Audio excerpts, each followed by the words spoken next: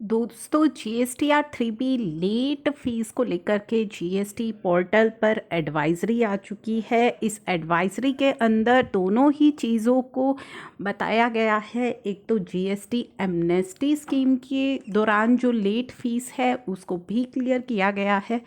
साथ ही GSTR 3B में जो नए चेंजेस किए, GSTR 3B की जो लेट फीस अब लगने वाली है उसमें जो नए चेंजेस किए गए हैं उसके बारे में भी इस एडवाइजरी के अंदर बताया गया है। चलिए हम जानते हैं इस एडवाइजरी में क्या बातें कही गई हैं। तो पहले इन्होंने बताया है,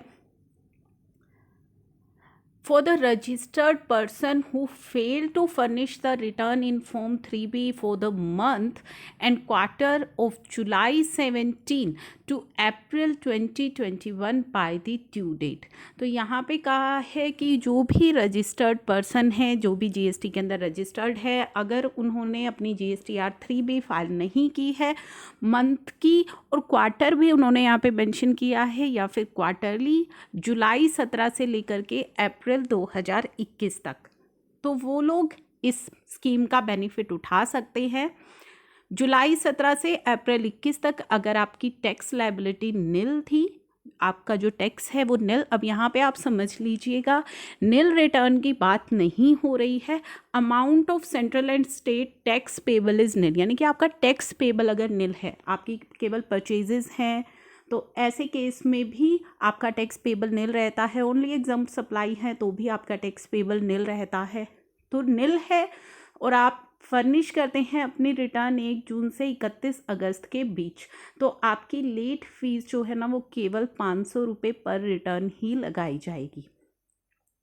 अब अगर आपकी टैक्स लायबिलिटी बनती है जुलाई 17 से अप्रैल 21 तक की, अगर आप फर्निश करते हैं 1 जून से 31 अगस्त के बीच, तो आपका जो लेट फीस है वो 1000 रुपये लगाई जाएगी। और जो क्वेरीज अभी आ रही थी काफ़ी ज़्यादा, वो कम हो गई है आनी। आई होप आप सब समझ गए हैं कि आप अगर 1 जुलाई से 31 अगस्त के बीच में जिस भी रिटर्न की फाइलिंग करेंगे, वहीं पर ये जो लेट फीस है 500 और 1000 रुपये की, ये एप्लीकेबल रहेगी। अगर ऑलरेडी आपकी पहले से लग करके आ रही है ज़्यादा लेट फीस, तो आप ये समझ लीजिए कि वो लेट फीस इसलिए लग करके आ रही है क्योंकि आपने उससे पहले वाली जो रिटर्न है वो लेट फाइल करी है, और वो लेट फाइल आपने 1 जून से पहले करी है, तो वो आपको पे करनी ही पड़ेगी।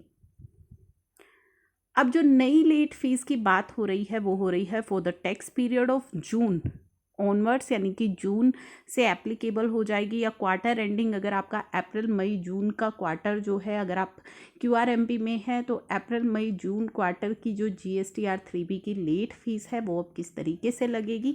तो सेम जैसा कि बताया गया है, रजिस्टर्ड पर्सन जिनका total amount of central tax, state या यूनियन टेरिटरी टैक्स पेबल निल है, तो अगर आपका टैक्स पेबल निल है, निल रिटर्न की यहाँ पे बात नहीं हो रही, अगर आपका टैक्स निल है तो आपके लिए 500 रुपये। अब अगर आपकी टैक्स लायबिलिटी बनती है 500 रुपये सभी के लिए, यहाँ पे कोई टर्नओवर इन्होंने मेंशन नहीं किया है।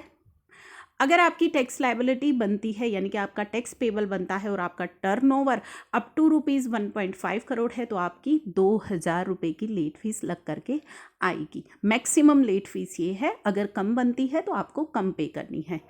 अगर आपका टर्नओवर 1.5 से 5 करोड़ के बीच में है तो मैक्सिमम लेट फीस 5000 रुपये।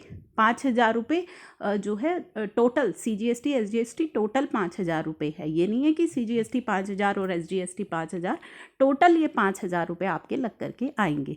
और मोर देन 5 करोड़ वालों के लिए तो जो है सेम ही रहेगी जो अभी तक लगती आ रही थी, 10,000 रुपये।